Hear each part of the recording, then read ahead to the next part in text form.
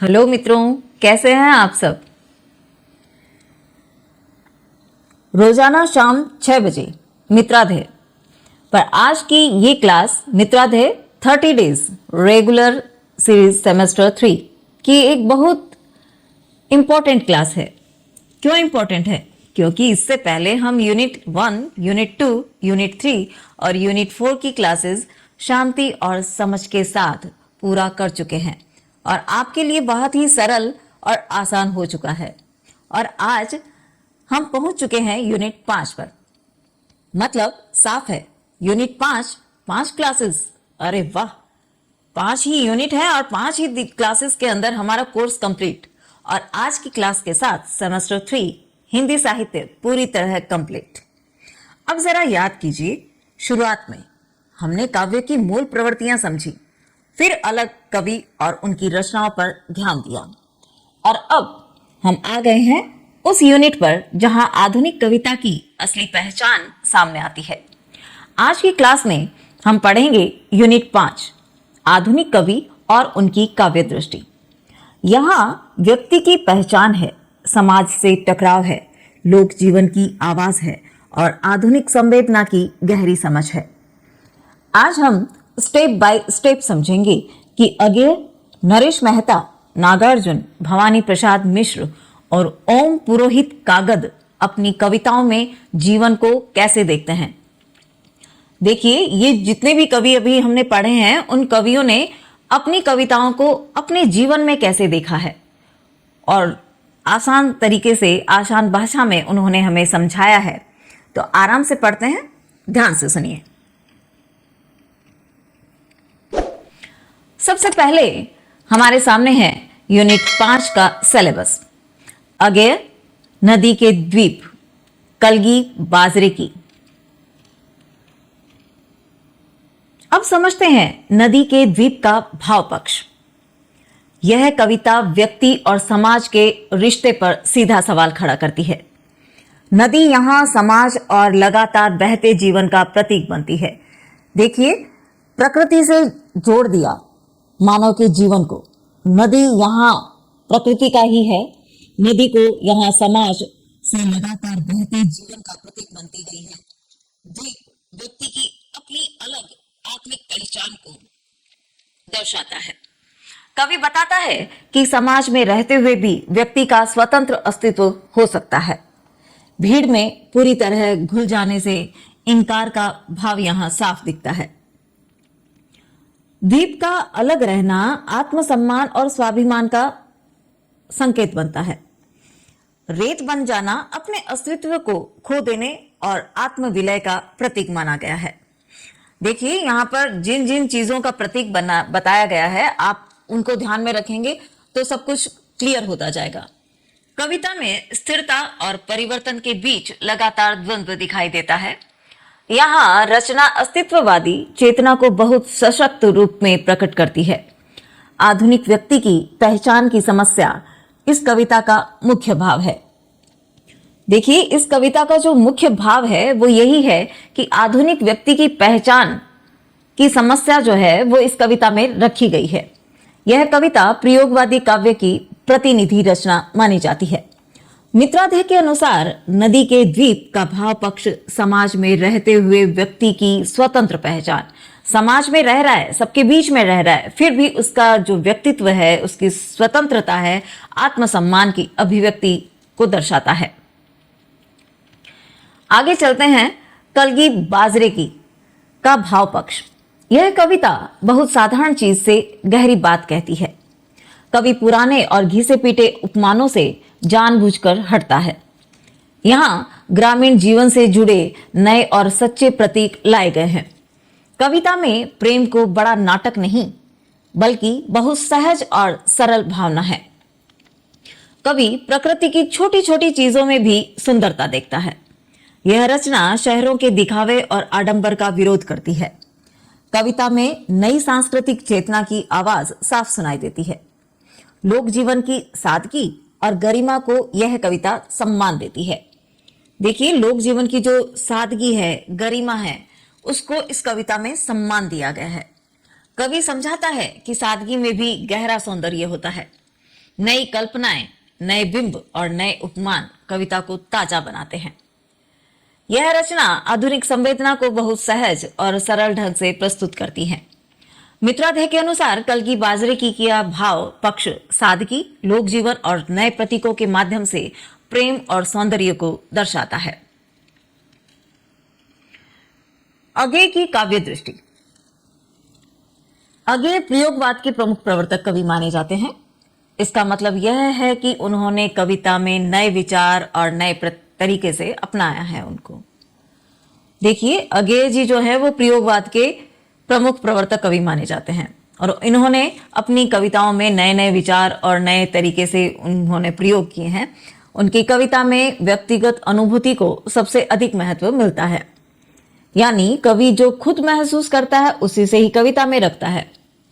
अगेय की रचनाओं में बौद्धिकता और संवेदना का संतुलन दिखाई देता है।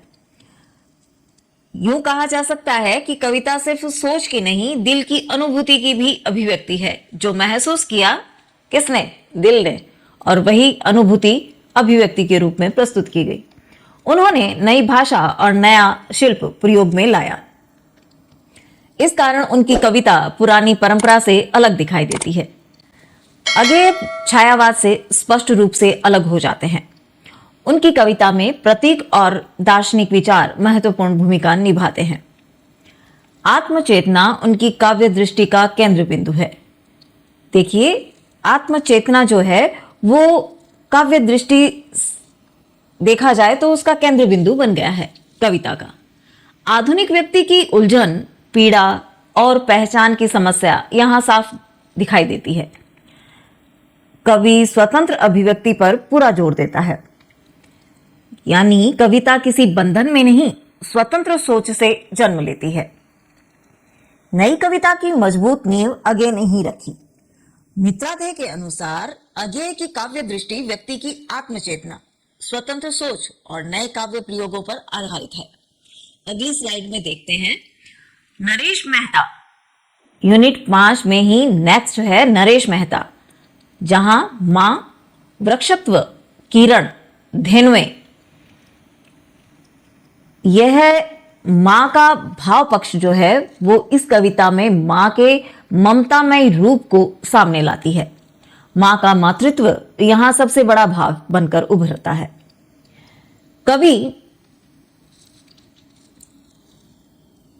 कवि मां को जीवन का मूल स्रोत मानता है। मां सिर्फ जन्म देने वाली नहीं, बल्कि जीवन संवारने वाली शक्ति है। कविता में मां का वात्सल्य और श्रद्धा का भाव स्पष्ट दिखाई देता है। मां संरक्षण और स्नेह का जीवंत प्रतीक है। कविता यह भी दिखाती है कि मां संस्कृति और परंपरा की आधारशिला है। भावनात्मक गहराई इस रचना की मुख्य विशेषता है। मानवीय रिश्तों की पवित्रता यहां बहुत सहज रूप में व्यक्त होती है। भाव बहुत सरल हैं, लेकिन अंदर से बहुत गहरे हैं। मां और संतान का आत्मिक जुड़ाव कविता में सजीव बन पड़ा है। यह कविता जो है वो मां और बच्चे के बीच में जो आत्मिक जुड़ाव होता है उसको इस तरीके से कविता में प्रस्तुत किया है, यूं लग रहा है कि उनके दृश्य हमारी आंखों के सामने हैं, सजीव हो गए हैं। यह कविता आधुनिक कविता में मातृभाव को मजबूती से रखती है। मित्रादेह के अनुसार मां का भाव पक्ष मातृत्व, वात्सल्य और जीवनदायी स्नेह की सशक्त अभिव्यक्ति है। अब समझते हैं वृक्ष तत्व का भाव। यह कविता वृक्ष को सिर्फ पेड़ नहीं, एक आदर्श जीवन के रूप में दिखाती है। वृक्ष सेवा और त्याग का सशक्त प्रतीक बनता है। कवि बताता है कि वृक्ष बिना कुछ मांगे सबको देता रहता है। देखिए कितने सुंदर भाव हैं कि हम प्रकृति से बहुत कुछ सीख सकते हैं। बिना कुछ मांगे, बिना कुछ उम्मीद के वो सिर्फ देना जानते हैं। धैर्य और सहनशीलता का श्रेष्ठ उदाहरण वृक्ष के रूप में सामने आता है। कविता में परंपरा और जड़ों के महत्व पर जोर दिया गया है। वृक्ष मानव जीवन के लिए प्रेरणा का स्रोत बनता है। निस्वार्थ कर्म का संदेश इस कविता में मुख्य भाव है। कवि प्रकृति से सीखने का आग्रह करता है। सीखना चाहें तो हम किसी से भी कुछ भी सीख सकते हैं, लेकिन प्रकृति जो है वो बहुत ही सुंदर आयाम है सीखने का। प्रकृति सिर्फ त्याग और निस्वार्थ भाव से यह संदेश निरंतर देती रहती है कि हमें सिर्फ देना आना चाहिए। यह रचना दार्शनिक और प्रतीकात्मक काव्य का सुंदर उदाहरण है। आधुनिक जीवन के लिए यह कविता नैतिक संकेत देती है। संस्कृति और विकास के बीच संतुलन की बात यहां पर स्पष्ट दिखाई देती है। मानवता की पुनर्स्थापना का स्वर कविता में स्पष्ट है। मित्राधे के अनुसार वृक्ष तत्व का भाव पक्ष त्याग, सेवा और नैतिक जीवन के आदर्श को सरल रूप में प्रस्तुत करता है। आगे चलते हैं नरेश मेहता की काव्य दृष्टि। नरेश मेहता की कविता में गहरी दार्शनिक चेतना स्पष्ट रूप से दिखाई देती है। उनकी रचनाओं पर भारतीय सांस्कृतिक परंपरा का गहरा प्रभाव नजर आता है। देखिए, नरेश मेहता की जो रचनाएं हैं उनमें भारतीय सांस्कृतिक परंपराएं जो है उनका प्रभाव नजर स्पष्ट रूप से आता है। कवि प्रकृति और अध्यात्म को अलग नहीं, एक साथ देखता है। प्रकृति और अध्यात्म वो एक साथ उनको दिखाई देती है। उनकी कविताओं में प्रयोगवाद और नई कविता की झलक मिलती है। वैष्णव भावधारा की कोमल छाप उनकी काव्य दृष्टि में दिखाई देती है। उनकी रचनाएं बहुत गंभीर और विचार प्रधान होती हैं। कवि मानवीय मूल्यों का कविता का केंद्र बनाता है। उनकी भाषा में गरिमा है और स्वाभाविक प्रवाह भी है। वे आधुनिकता को पश्चिमी नहीं, भारतीय दृष्टि से प्रस्तुत करते हैं। इसीलिए उनकी कविता बुद्धि और विचार को मुख्य महत्व देती है। नरेश मेहता आधुनिक हिंदी कविता में बौद्धिक कविता के प्रमुख प्रतिनिधि माने जाते हैं।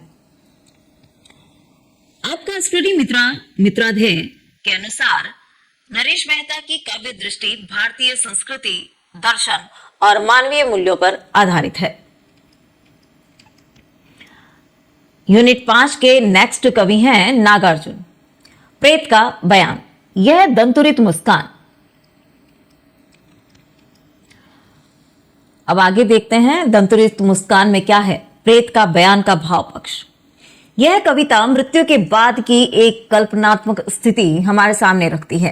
देखिए, मृत्यु के बाद भी कुछ है जहां कवि ने कल्पनात्मक स्थिति हमारे सामने रखी है इस कविता के माध्यम से। कवि प्रेत की आवाज के माध्यम से जीवन की सच्चाई कहता है। कविता हमें यह एहसास कराती है कि जीवन क्षणभंगुर और नश्वर है।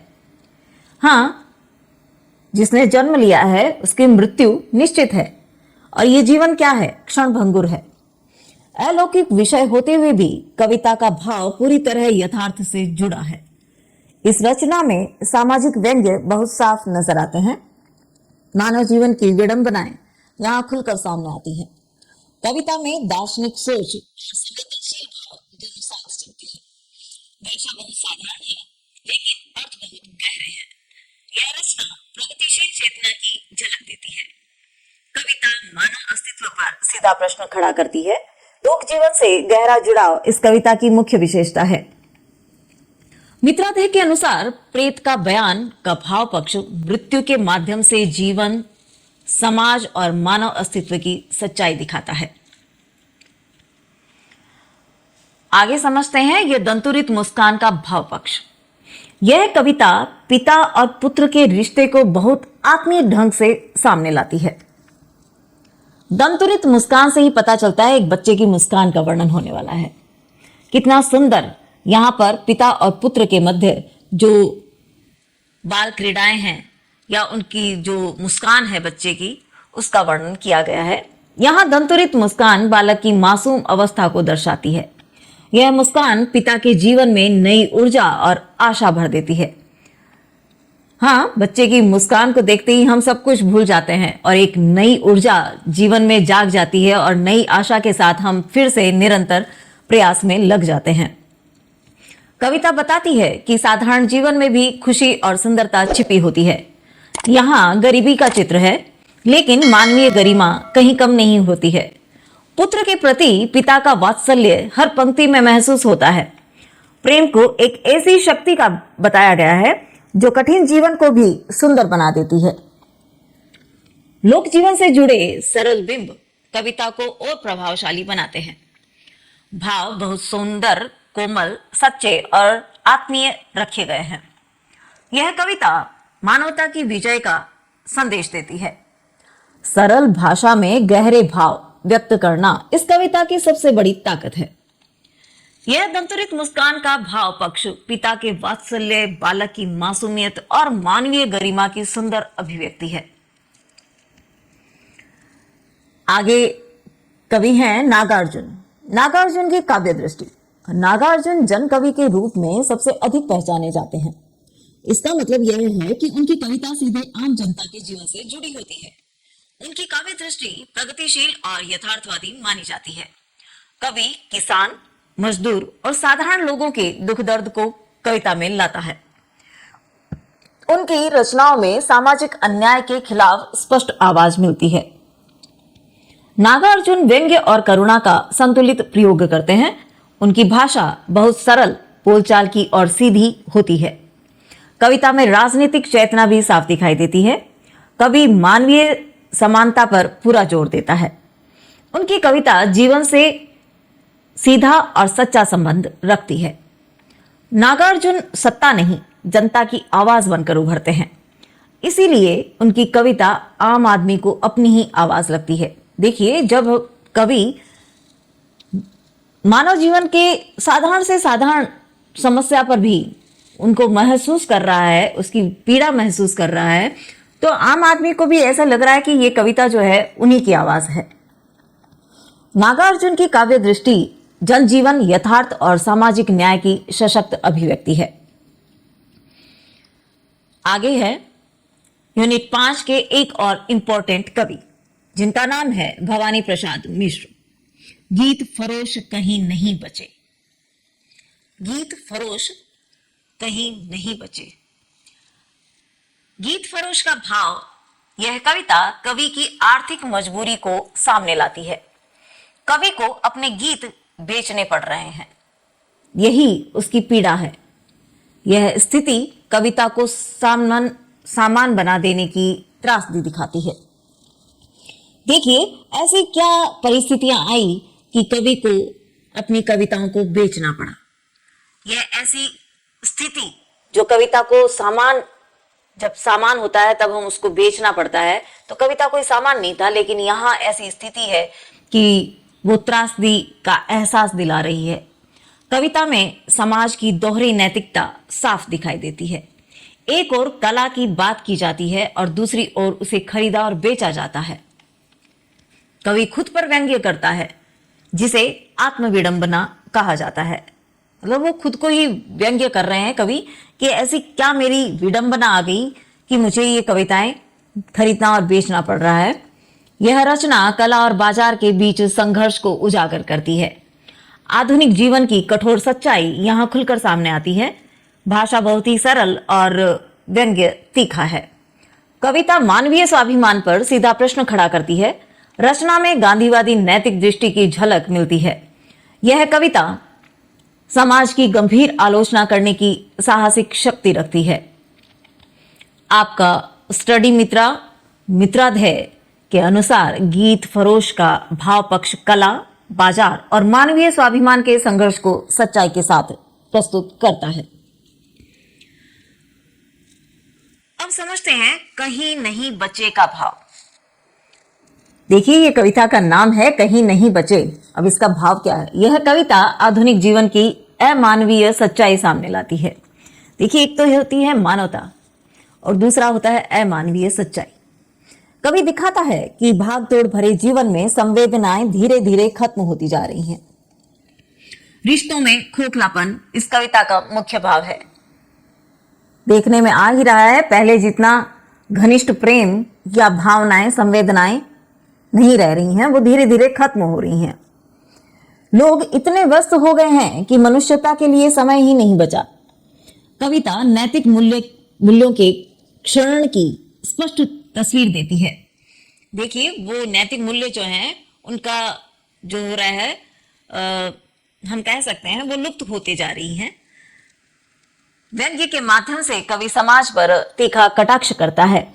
इस रचना में आत्मचिंतन का स्वर साफ सुनाई देता है। कवि पाठक को सोचने के लिए मजबूर करता है। सरल शब्दों में गहरी पीड़ा यह कविता व्यक्त करती है। यह रचना आधुनिक समय की त्रासदी को बहुत सच्चाई से दिखाती है। मित्राध्याय के अनुसार कहीं ना कहीं बचे का भाव पक्ष आधुनिक जीवन में मानवीय संवेदनाओं के लोप की गहरी अभिव्यक्ति है। देखिए, कहीं ना कहीं आप में वो मानवीयता बची है या नहीं बची है, उसका भाव जो है वो अभिव्यक्त करने का पूरा प्रयास किया जा रहा है। भवानी प्रसाद की काव्य दृष्टि। भवानी प्रसाद की कविता गांधीवादी विचारधारा से गहराई से प्रेरित दिखाई देती है। इसका अर्थ है कि उनकी कविता में सत्य, नैतिकता और मानव मूल्यों पर जोर मिलता है। उनकी काव्य शैली बहुत सहज और लयात्मक है।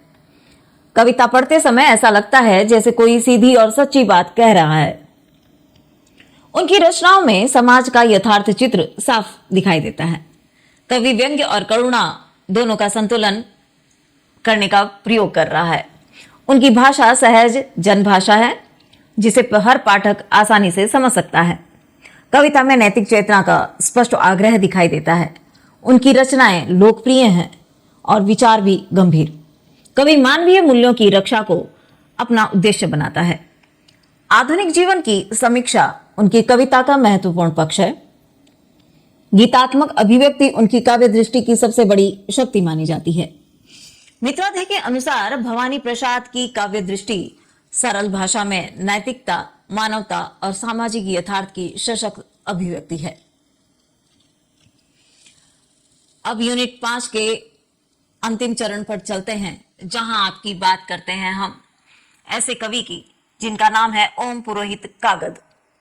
पूछती है बेकलू तपस्वी रूख क्यों भटकती है, हरा कर देगी बरसों जल।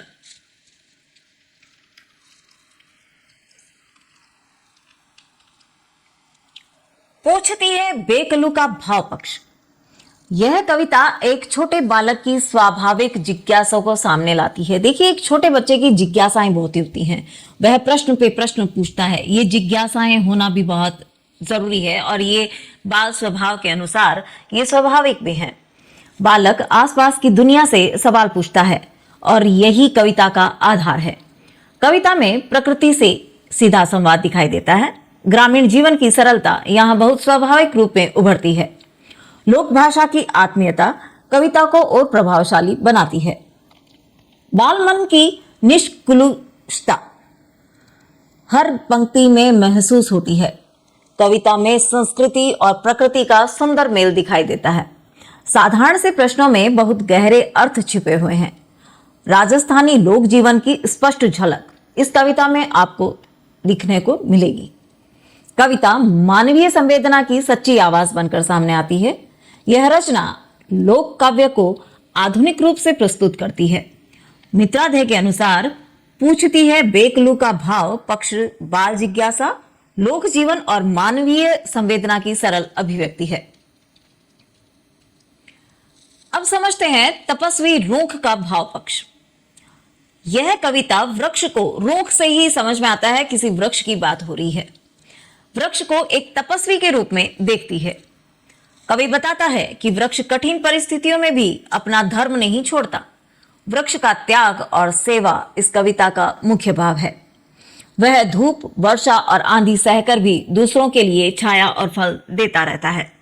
देखिए कितनी सुंदर बात कही है कि वृक्ष क्या क्या सहन नहीं करता। वो सारी प्राकृतिक आपदाएं सहन करते हुए भी वो सिर्फ देना, वह दूसरों के लिए छाया देता है, फल देता है और अंततः वह अपनी लकड़ियां भी दूसरों के लिए ही, जिसको हम जलाते हैं, उसके लिए भी स्वाहा कर देता है। पूरा जीवन ही प्रकृति यही सिखाती है कि देने का नाम ही प्रेम है। प्रकृति से सुंदर हमें कोई मैसेज दूसरा दे ही नहीं सकता। कविता में कष्ट सहकर भी परोपकार करने का भाव स्पष्ट दिखता है। वृक्ष की मौन साधना मानव को जीवन का पाठ पढ़ाती है। यह रचना मनुष्य के जीवन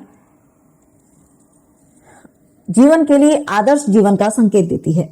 धैर्य और निरंतरता का संदेश पूरी कविता में फैला हुआ है। कविता दार्शनिक और प्रतीकात्मक अर्थों से भरी हुई है। पर्यावरण चेतना का स्वर इस रचना में साफ सुनाई देता है। लोक संस्कृति से जुड़ा हुआ भाव कविता को और प्रभावी बनाता है। यह कविता नैतिक जीवन दृष्टि को बहुत सरल रूप से प्रस्तुत करती है। मित्राध्याय के अनुसार तपस्वी रूख का भाव पक्ष वृक्ष के माध्यम से त्याग, सेवा और आदर्श जीवन की शिक्षा देता है। ओम पुरोहित की काव्य दृष्टि। ओम पुरोहित की कविता राजस्थानी लोक संस्कृति से गहराई से जुड़ी हुई है। उनकी रचनाओं में प्रकृति और मनुष्य का स्वाभाविक संबंध दिखाई देता है। कवि लोक जीवन को बिना सजावट सीधे शब्दों में रखता है। उनकी काव्य दृष्टि सरल लेकिन भाव बहुत गहरे हैं। ओम पुरोहित बहुभाषाई काव्य प्रतिभा के रूप में पहचाने जाते हैं। ग्रामीण जीवन का यथार्थ चित्र उनकी कविता की मुख्य पहचान है। लोक भाषा का सशक्त और स्वाभाविक प्रयोग कविता को जीवंत बनाता है। उनकी रचनाओं में समकालीन चेतना स्पष्ट रूप से दिखाई देती है। पर्यावरण और मानवीय सरोकार कविता के मुख्य विषय हैं। आधुनिक कविता में वे लोकधारा के प्रमुख कवि माने जाते हैं। उनकी कविता सांस्कृतिक पहचान को संरक्षित करने का कार्य करती है। आपका स्टडी मित्राध्याय के अनुसार ओम पुरोहित की काव्य दृष्टि लोक संस्कृति, प्रकृति और मानवीय संवेदना की सहज अभिव्यक्ति है। आगे है आपसे विदाई लेने का समय। ऑलराइट मित्रों, आज की क्लास के साथ आपका सेमेस्टर 3 हिंदी साहित्य पूरी तरह कंप्लीट हो चुका है। यूनिट 1 से लेकर यूनिट 5 तक पूरी किताब सिर्फ 5 रेगुलर क्लासेस में हमने एक साथ आपके साथ से हमने इस पड़ाव को पूरा किया है। देखिए कितना आसान सा सफर रहा है आपके साथ से कि हर एक यूनिट जो कि रेगुलर क्लासेस से 1 यूनिट और पर डे 5 यूनिट है और 5 ही क्लासेस में कंप्लीट हो चुके हैं। अब अगला स्टेप बहुत इंपॉर्टेंट है। अब हम इंपॉर्टेंट क्वेश्चंस और मॉडल पेपर्स पर काम करेंगे, जिसमें भी हमें आपका साथ बहुत जरूरी है। आप हमारे साथ ऐसे ही बने रहें और ये सब हम करेंगे मैराथन क्लासेस में, जो एग्जाम से ठीक पहले आपके लिए लाई जाएगी। तब तक पढ़ते रहिए और अपने स्टडी मित्राध्याय के साथ जुड़े रहिए। कल मिलते हैं सेम टाइम सेम जगह, तो जुड़े रहिए MGSU मित्राध्याय के साथ। आपका अपना स्टडी मित्र। धन्यवाद।